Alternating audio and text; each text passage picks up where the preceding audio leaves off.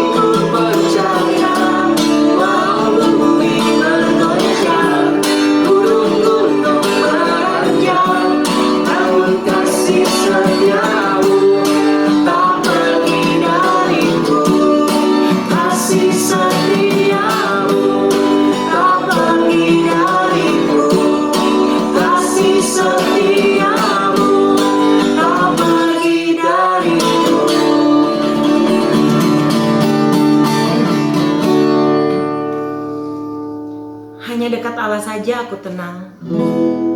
Daripadanya lah keselamatanku. Hanya Dialah gunung batuku dan keselamatanku, kota bentengku. Aku tidak akan goyah. Mazmur 62 ayat 2. Dekat dengan Allah itu berbicara tentang posisi. Jadi saudara-saudara, apapun keadaan Anda saat ini, mungkin dalam keadaan gundah gulana, butuh kekuatan, butuh pertolongan, mungkin sedih, mungkin banyak perkara yang sampai Anda bilang, Tuhan aku capek. Namun saudara-saudara, posisi Anda menentukan solusi yang akan Anda terima. hanya dekat Allah saja aku tenang.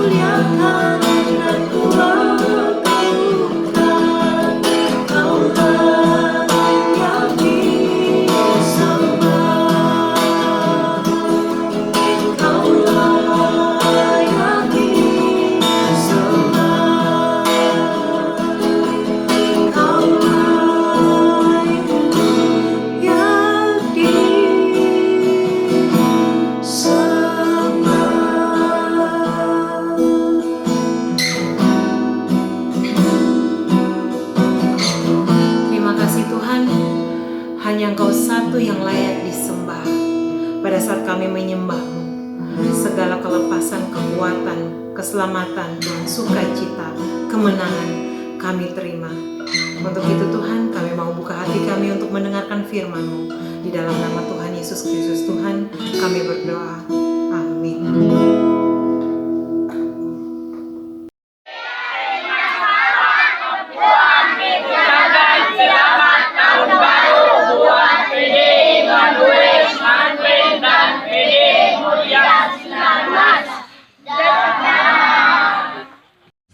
Salam damai sejahtera dari Papua buat saudara semua.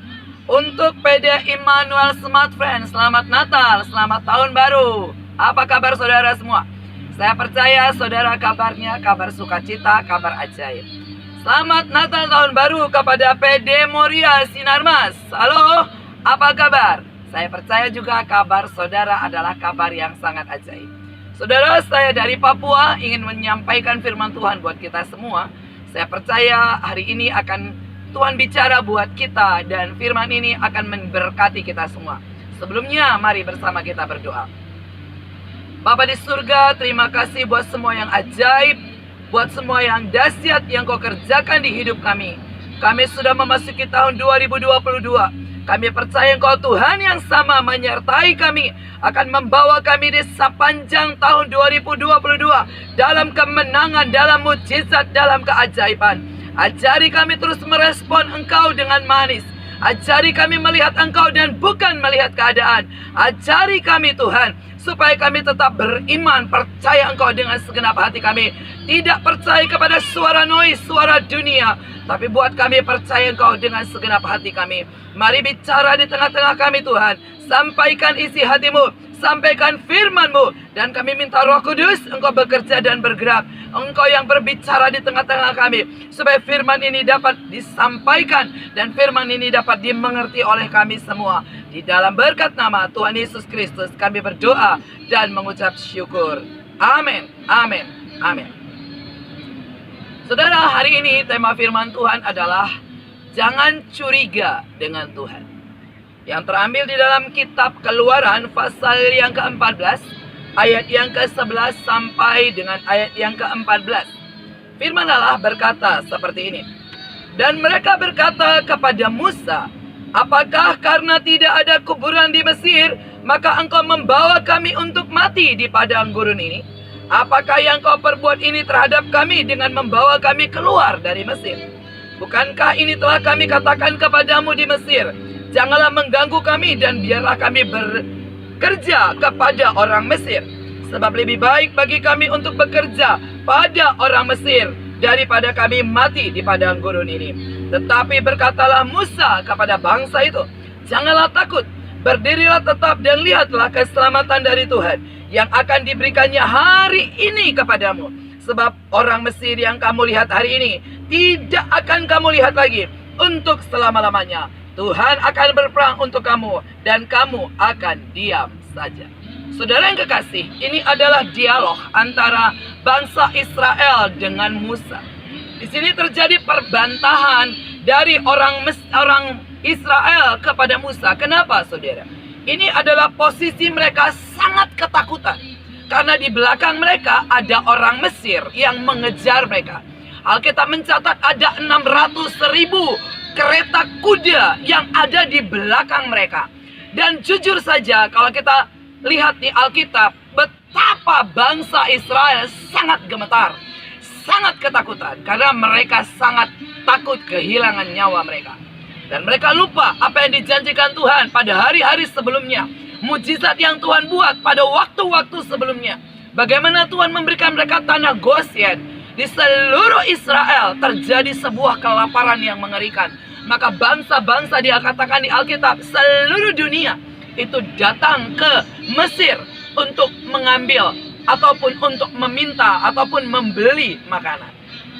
Bangsa ini tidak bisa lihat bagaimana Tuhan membuat mereka satu tempat yang spesial, namanya tanah Goshen. Di sana tempat limpah susu dan madu. Ternak-ternak mereka bisa diberi makan sekenyang mungkin. Mereka tinggal dalam tempat yang sangat nyaman. Tapi saudara, apa yang Tuhan buat itu tidak pernah membuat mereka bisa mengenal Tuhan mereka dengan benar. Dan waktu Tuhan menyuruh bangsa Israel harus keluar dari perbudakan Mesir, dan Musa lah memimpin untuk keluarnya bangsa itu. Dan ternyata Firaun tidak mengizinkan. Maka Tuhan menegur Firaun dan seluruh bangsa Mesir, dan dibuatlah 10 tulah, saudara. Dan di situ pun Tuhan meluputkan bangsa Israel. Tidak ada satupun yang mengena kepada bangsa Israel. Saudara bisa bayangkan, di satu bangsa ada satu tempat yang tidak terkena kutuk apapun, tidak ada tulah apapun, dan itulah tempat bangsa Israel yang Tuhan berikan.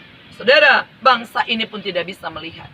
Yang mereka bisa melihat adalah ada musuh di belakang mereka, ada bangsa Mesir, ada kereta kuda yang sedang mengejar mereka, dan mereka ketakutan sangat.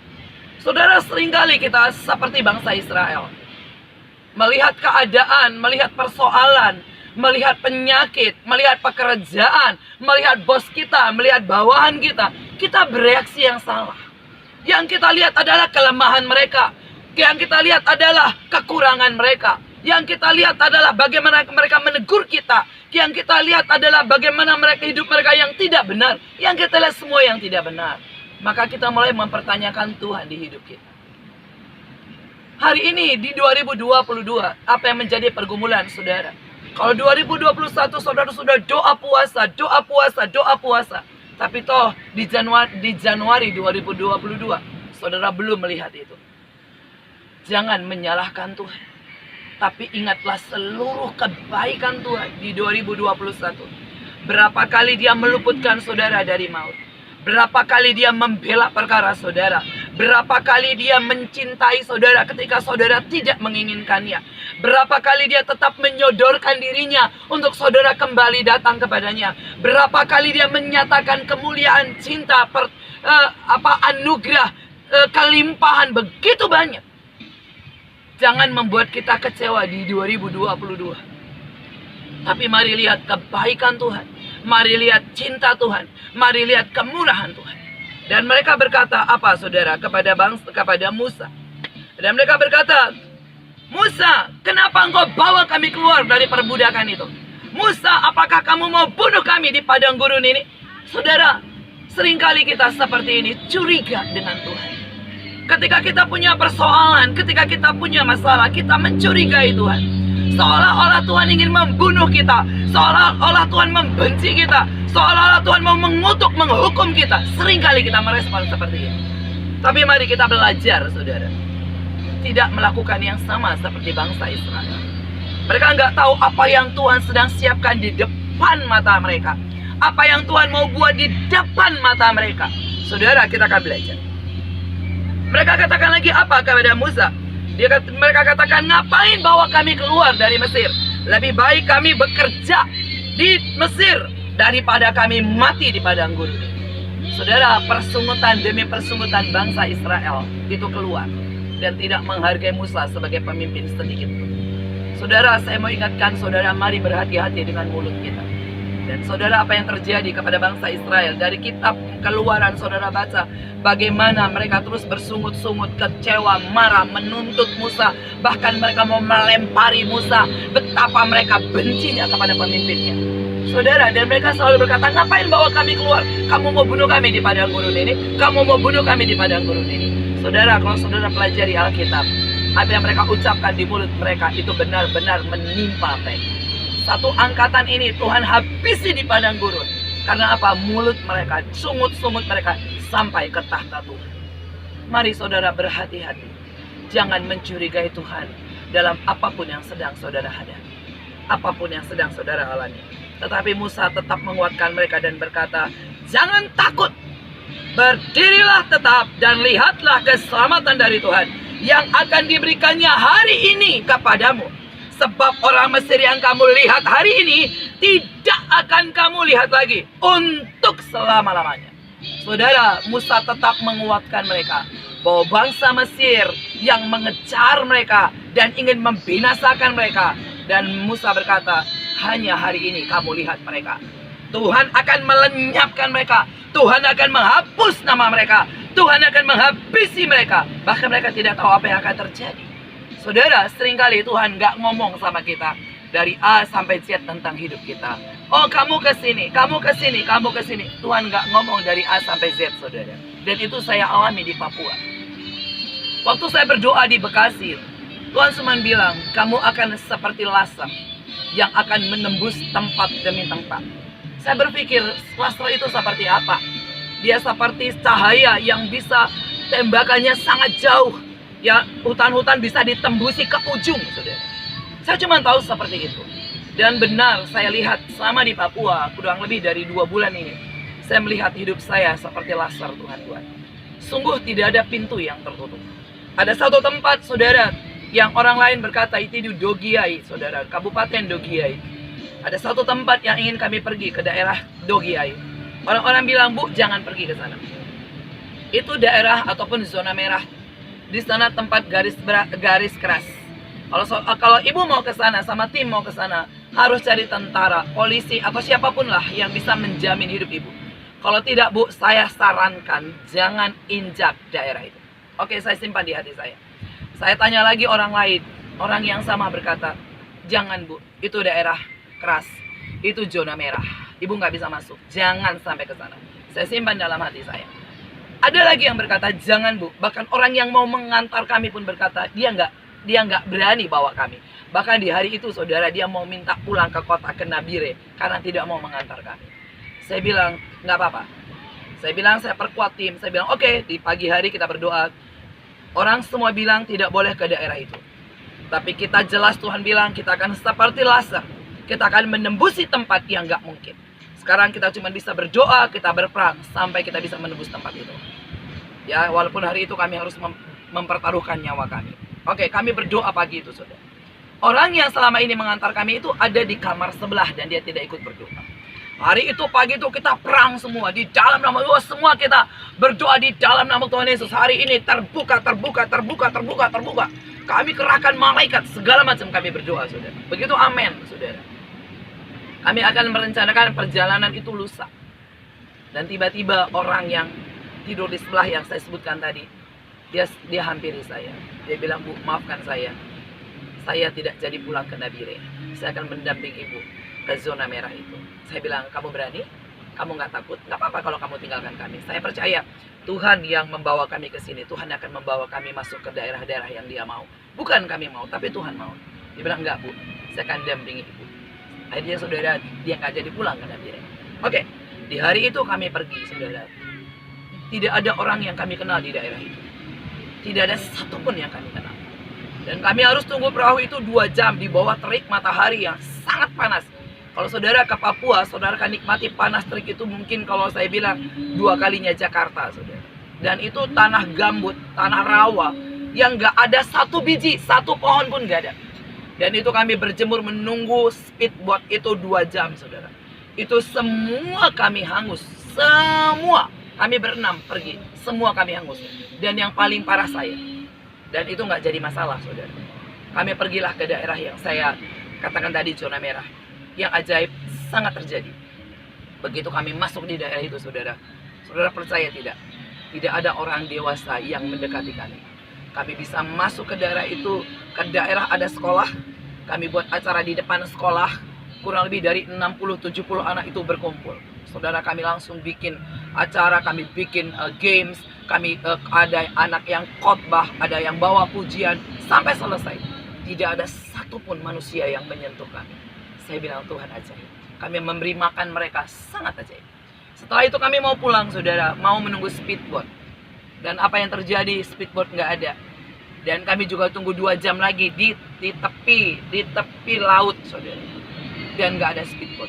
Dan saudara tahu, anak-anak yang dari atas tadi itu ngejar kami. Mereka pelukin anak-anak pemenang yang saya bawa. Mereka ajak lagi nyanyi di pantai, bikin acara yang kedua kali. Lebih banyak lagi, saudara. Tidak ada satupun yang menyentuh kami. Saya percaya hari itu malaikat Tuhan menjagai kami.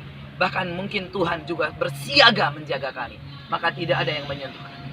Saudara, mari jangan curiga dengan Tuhan. Seringkali kalau ada persoalan, ada kesulitan yang kita hadapi, kita mulai curiga dengan Tuhan. Jangan-jangan Tuhan tinggalkan saya. Tuhan di mana sih? Masa Tuhan gak tolong saya? Kan sudah pelayanan. Saya sudah nabur buat Papua ya. Saya sudah nabur buat Kalimantan. Saya sudah nabur buat gereja saya. Tapi mana Tuhan? Saudara, itu tanda orang curiga dengan Tuhan. Jangan pernah curiga dengan Tuhan. Dan Alkitab berkata, bagaimana Musa berkata kepada bangsa Israel, ayo berdiri tetap, ayo berdiri teguh. Lihatlah keselamatan yang Tuhan berikan hari ini kepada kita. Dan apa yang terjadi? Perkataan Musa sebagai hamba Tuhan penuh dengan kuasa dan otoritas. Alkitab mencatat di depan mereka, waktu mereka terus berjalan, ada laut Teberau. Alkitab katakan, ada laut merah yang sangat luas, yang sangat besar, gelombang yang sangat tinggi. Dan di saat itulah Tuhan ingin mendemonstrasikan kuasanya. Dan di saat Musa mengangkat tongkatnya, dan dia membelah laut Teberau, Maka Alkitab mencatat laut itu menjadi tembok kiri kanan, dan jalan yang dilewati bangsa Israel menjadi tanah yang kering. Tuhan membuat keajaiban. Waktu musuh mengejar mereka, waktu musuh Mesir ingin membinasakan mereka, Tuhan tidak tinggal diam. Hari ini apa yang sedang mengejar saudara? Ingat, Tuhan tidak tinggal diam. Mungkin seolah-olah di pekerjaan saudara, tinggal sedikit lagi nih, aku habis nih. Aku udah punya masalah. Tuhan tidak meninggalkan saudara. Mungkin di keluarga saudara, anak-anak saudara tidak seperti yang saudara mau. Ingat, Tuhan tidak meninggalkan saudara. Tuhan akan mendemonstrasikan kuasanya. Apapun hari ini menjadi masalah saudara, apapun kesulitan yang saudara hadapi, Tuhan mau mendemonstrasikan kuasanya. Ada satu tempat lagi saudara, namanya Era Dedi. Tempat kami pergi, itu pun naik speed saudara. Tempat di hari itu kami mau masuk di sekolah, dan ternyata sekolah itu sudah pulang, dan kami nggak ketemu dengan anak sekolah. Dan di daerah itu orang nggak boleh jalan bebas, apalagi pendatang seperti kami. Karena di mana-mana tempat saudara, di pedalaman yang kami datangin, saya nggak tahu kalau di seluruh Papua, ini tempat yang kami datangin, orang pendatang itu selalu jadi korban. Jadi harus berhati-hati. Dan di hari itu saudara, kami nggak ketemu anak sekolah. Lalu kami putuskanlah nginap malam itu. Saudara tahu, tidak ada satupun yang kami kenal di sana. Saya tetap percaya kami menjadi lasernya Tuhan, saudara.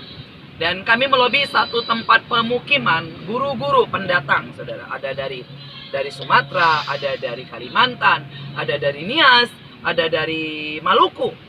Dan kami lobi untuk bisa nginap di tempat mereka malam itu. Dan puji Tuhan, saudara, kami diberikan tumpangan satu malam di situ. Nah, waktu kami sudah malam, saudara, maka kepala sekolahnya itu datang menjumpai saya. Dan dia ajak kami berbicara, dan saya sampaikan tujuan kami untuk melakukan acara di sekolahnya. Dan bapak ini tidak terima kami karena mereka minta surat lengkap, mana surat tugas, mana transkrip nilai, mana ID card mahasiswi ini, mana kuesioner yang saya harus isi, banyak permintaannya. Saya bilang, Pak, saya nggak punya semuanya. Saya cuma punya satu surat. Saya sodorkan surat pemberitahuan bahwa kami ada di kota ini, untuk kami bisa memberkati kota ini, kami bisa berdoa buat kota ini, buat desa ini. Dan dia menolak saya, dan dia bilang, nggak bisa Bu, nggak bisa saya terima. Dan perdebatan panjang, saudara. Saya cuma bilang kepada bapak ini, saya bilang, Pak, kalau bapak menolak saya di tempat bapak, silakan. Tapi bapak harus tahu, kurang lebih dari 4.000 orang Papua sudah saya doakan, kurang lebih dari 1 bulan saya di sini. Dan saya nggak tahu bapak doakan berapa orang Papua. Dan bapak juga harus tahu, setiap pagi, setiap hari saya mendoakan Papua. Demi keamanan Papua, tidak ada peperangan, tidak ada kematian, tidak ada bencana apapun di Papua. Tapi kalau hari ini bapak menolak saya, silakan. Itu bukan urusan saya. Urusan saya sudah datang dengan kesederhanaan. Dan dia bilang, karena ibu tidak punya surat lengkap, maka saya menolak ibu. Tapi kalau ibu datang dengan surat lengkap, saya tidak akan menolak ibu. Saya tanya lagi, apa yang membuat bapak menolak saya?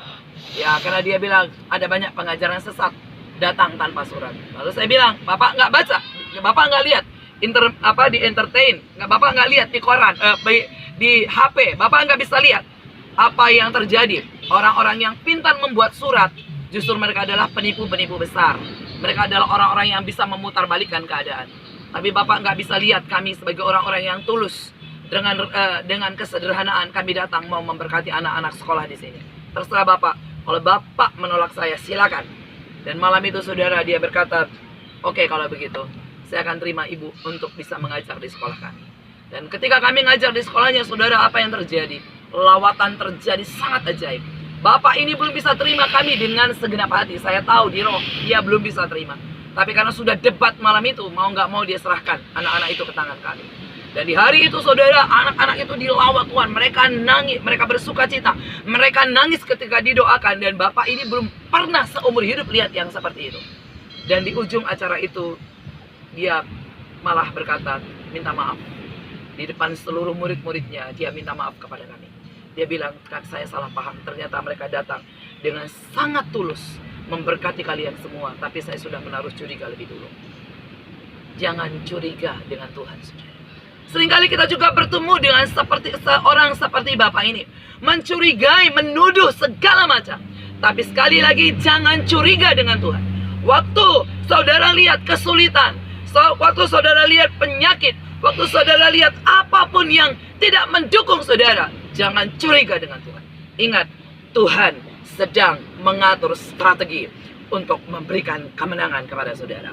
Ingat, Tuhan sedang mengerahkan kekuatannya. Tuhan sedang mengerahkan seluruh kemampuannya untuk menolong saudara. Mari percaya itu. Di tahun 2022 kita akan melihat bagaimana kita berjalan dengan Tuhan. Bangsa Israel melihat mujizat, saudara. Bagaimana Tuhan memberikan mereka tiang awan dan tiang api menuntun perjalanan mereka. Bagaimana Tuhan memberikan mereka mana. Bagaimana Tuhan menyertai mereka. Bagaimana kasut mereka tidak pernah lapuk, tidak pernah rusak. Bagaimana baju mereka, jubah mereka tidak pernah rusak. Tetapi itu tidak pernah membuat mereka bisa melihat Tuhan.